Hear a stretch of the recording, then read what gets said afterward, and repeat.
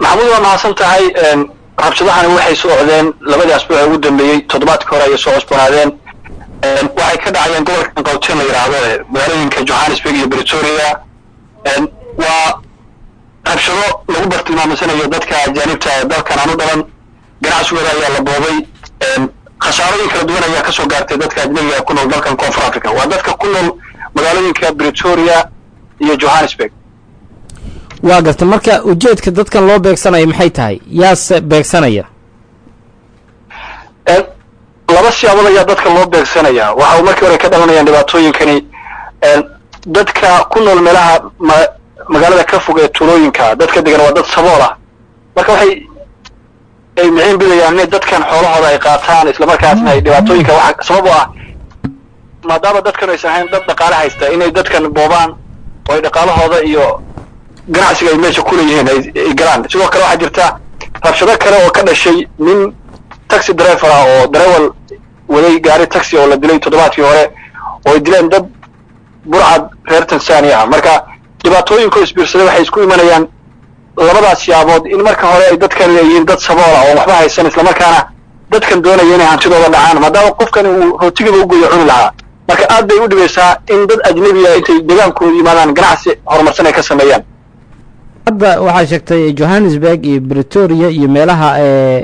baadiyaha ah in ay tacdiyadan ugu badan ay ka dhaceen dhacdooyinka dhacay ilaa hadda maxaa nooga sheegi kartaa dhacdooyinkani waxay ka dhaceen magaalooyinka Johannesburg iyo Pretoria siyaabo kala duwan ayaa dadka loo dhibaateeyay ganacsigoodii ayaa dhacay waxa jira baabuur taraabiyo la gubay oo sidoo kale darawaliintoodina la laayay dadka ajnabiga ah ee ku nool dalkan Koonfur Afrika safaaradahooda waxay ku baaqeen in la xadido isu socodka siiba safaaradaha Tansaaniya Zimbabwe Ethiopia iyo sidoo kale safaarada Zimbabwe marka waxa lagu baaqay in dadku ay xadidaan isla markaana ay dhaqdhaqaaq yareeyaan goobihii ganacsiga waa la soo xiray dadka intooda badan waxay soo yimaadeen meelaha townshipka ama magaalada ay dadku degan yihiin xaafadaha ay ka degan yihiin Johannesburg iyo Pretoria dhulkii tuulooyinka dhan waa laga soo qaxay marka booliska ayaa wali la tacaalaya sidii rabshadaha u dagan lahaayeen sidoo kale madaxda dalkan goorrood ayaa ka hadashay madaxweynaha dalkan Cyril Ramaphosa ayaa ka hadlay sidoo kale waxa hadlay hogaamiyaha mucaaradka ee dalkan Koonfur Afrika Julius Malema waxay sheegeen in dhibaatooyinkan soo cusboonaaday yihiin waxaan dalkan looga banaansan markaana sumcadda dalkan iyo dadka reer Koonfur Afrika dhibaato u horseedaya waxa ku baaqay si degdeg ah marka ninkan darawalka ah dhalashadiisa ma la xaqiijiyay iyo waliba sababta loo beegsaday maxamudow dalkan markii dhibaato ay dhacdo ama ay dhibaatooyinka dalkan inta badan ka dhacay waxay saameeyaan in qof kasta oo foreign dalkan ka dhaca marka ninkan taxiga la gubay sababtoo markii hore loo gubay waxay ahayd isku dhac dhexdooda ah marka ninka taxilaha waa la dilay rabshadaha sabab bay u noqotay in la dilo laakiin hadda way ka soo gudubtay darawalkii la dilay iyo dhibaatooyinka dhacay waxay marayaan in xilligan la isku soo galo goobihii ganacsiga la galo xataa dadkan ganacsiga kule dalkan kamiriyada ugu waaweyn ee South African ku leeyihiin cadaan ku leeyihiin ayaa la gelaya la boobaya marka hadda rabshadii way sii baaheen oo way ka tageen ninkii la dilay iyo maaragtay dhibaatooyinka si ka dhacay labada location ugu weyn Tembisa iyo Soweto ayaa markii hore dhibaatooyinka ka dhaceen oo si aad loo boobay waa laba magaalo hoostaga magaaladan Johannesburg marka dhibaatooyinku way ka soo gudbeen hadda dhulkii toonka ah la maraya ganacsigii weynaa ayaa loo soo galay magaalada la soo galay waxaana dadkani ay wacd ku mareen in ay safayn doonaan dadka ajnabiga ee dalka ku dhashay dalkan aanu dhalan ee ganacsiga kule isla markaana ay hantidooda la wareegi doonaan maadaama ay dad sabool ah oo dhulkii ay ayagu shaqada qaban lahaayeen ama ganacsi wax soo madax ka soo saaran lahayn bay ajnabigu la wareegeen marka waxay wacd ku marayaan inay la wareegayaan ganacsigooda iyo shaqooyinka dhulka ay ka hayeen ay way buuxin doonaan marka dawladda ayaa imika la tacaalaysa booliska sidoo kale waxay sheegeen ayagana arrintan ay xadidi waayeen laakiin awood dheeraad ay isugu geynayaan booliska oo saacadii ugu dambeeyay rabshaduhu way soo yaraadaan laakiin waa wax markasta sii fidaya oo saacad kasta sii xoogaysanaya sidee arrintan markay u saameysay ee dadka Soomaalida ee dalkaasi ku ganacsada maxamudow dhulka Soomaalidu intooda badan baa laba siyaabood loo qaybsan tahay Soomaalidu dad magaalada degan oo ganacsiga ku haysta iyo dadka intooda badan waxay degan yihiin dhulka tuulooyinka ee ka fog magaalooyinka waaweyn dhammaan goobihii ganacsiga ee ka fogaa magaalada Johannesburg nawaaxigooda iyo Pretoria waa la soo raray intii la boobay waa la boobay intii kalena waa la soo raray magaalooyinka dhulka toonka ayaa la keenay magaalada dadka ay degan yihiin saameyn weyn ayay ku yeelatay dadkii dee dhalinyarada ka ganacsanaysay dadkii hantida ku lahaa dhammaantoodba way saamaysay intaasoo qof ayaa maantay ganacsigoodii aan waxba ka hayn isla markaana shaqooyinkoodii qaarkood ay kasoo tageen oo ay meel ay ugu dameynayaan iyo soo noqon doonaan ka warhayn marka si weyn ay saameyn ugu yeelatay waxa xusid mudan maxamudow safaaradaha dalkooda u digay ama xilligan warka soo saaray safaaradda Soomaaliya weli arrintan kama hadlin kumana jirto laakiin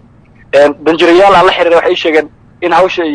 goorrow la hadli doonaan in jaaliyadda Soomaalida isla markaana hawsha ay dowladda Koonfur Afrika iyo booliiskaba madaxdan ay culays ku saarayaan oo cadaadis ku saarayaan sidii arrintan wax looga qaban lahaa madaxweynaha Koonfur Afrika waxa uu isaguna goorrow uu hadlay uu sheegay in ay sumcadda dalkani ay saameyn ku yeelanayso waxyaabaha ay sameynayaan dalka Koonfur Afrika waxa ugu baaqay reer Koonfur Afrika inay tixgeliyaan oo ixtiraamaan wada noolaanshaha iyo dadka ajnabiga ku nool dalka Koonfur Afrika sidoo kalena Julius Malema hogaamiyaha dalkan hogaamiyaha mucaaradka waxa uu isagana sheegay in arrintan uu dadku ay saxadidaan isla markaasna ay dhibaatooyinkan yareeyaan lagu hayo dadka ajnabiga marka maxamuud dhibaatooyinku waa wax markaas sii fidaya maalinka dambe sii fidaya waliba shalay iyo doradba dhibaatooyinku maanta way degan tahay waliba xilliyada dambe inkastoo saaka meelaha qaarkood rabshada ka dhaceen laakiin waa wax mar kasta iyo saacad kasta la filan karo inay dhibaateyn karaan dadka ajnabiga ee ku nool dalkan Koonfur Afrika ugu dambeyntii dadka Soomaalida maxaa hadda u qorshaah marka oo u tala xaaladda imika soo cusbanaatay dalka Koonfur Afrika markaad eegto maxamuud dadkani qaarkood muddo badan ay ku noolaan dalkan Koonfur Afrika oo hadda de garanayaan waxay sameeyaan isla markaana inay dalka ku laabtaan ama inay telefon way ka baxday oo dhalinyaradan iyo dadkan ganacsiga lahaado la boobay kulli de goordhow waxa laga horsugayaa in safaaradda Soomaalida ay la hadasho dadkeeda ku nool dalkan Koonfur Afrika sidoo kale gudoomiyaasha jaaliyadaha kala duwan ee Soomaalida oo iyagana dalkan maanta iyo shalaba ku mashquulsanaa sidii dowladda Koonfur Afrika iyo dadkanba dadka waxa jira dad hogaaminaya dadkan rabshadaha wata oo iyagana u baahan in lala hadlo oo xal kala raadiyo marka wali way socotaa hawshu laakiin qorshaha iyo hawshan si ku dumeyn doonto lama garanayo waxa sidoo kale la sugayaa in dowladda Soomaaliya iyo safaaradda iyo dhammaan dadkan ay madaxda Soomaalida arrintan soo farageliyaan isla markaasna xaaladan si adag loo wajaho maadaama rabshadahan soo noqdeen Soomaalidana dhowr goor xigtay la boobay hantidooda la dhibaateeyay waxa si mudan in dalkan boqolaal dhalinyaro Soomaalida Soomaaliya dalkan lagu laayo oo siyaabo kala duwan loogu dilay marka arrintan waa arrin markaas soo noqota madax kasta dalkan timaada iyo mas'uuliyiin kasta dalkan timaada dowladda way kala hadlaan in dadka Soomaalida la nabad geliyo hantidooda la ilaaliyo wada noolaanshaha iyo isdhexgalka Soomaalida iyo dadkan la xoojiyo laakiin waa arrin markaas soo noqota oo xal loo waayo marka garan maayo sida ku dumeyn doonto laakiin waxaan ka warsugaynaa safaaradda Soomaalida oo iyada goordhow la filayo inay la hadasho muwaadiniinta ku nool dalkan Koonfur Afrika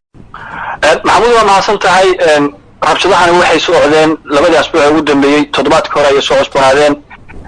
waxay ka dhacayeen gobolkan Gauteng la yiraahdo magaalooyinka Johannesburg iyo Pretoria waa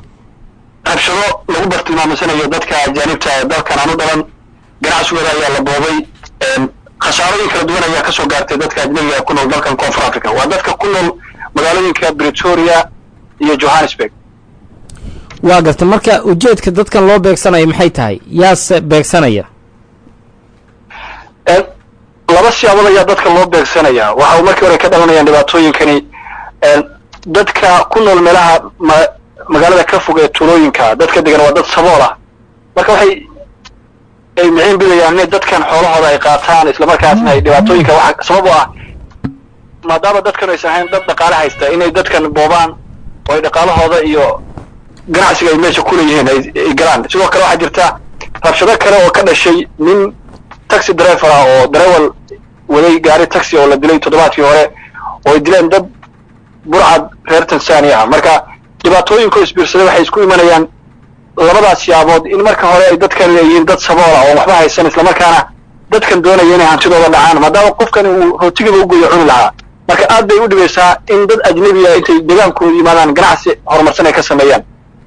hadda waxaa sheegtay Johannesburg iyo Pretoria iyo meelaha baadiyaha ah in ay tacdiyadan ugu badan ay ka dhaceen dhacdooyinka dhacay ilaa hadda maxaa nooga sheegi kartaa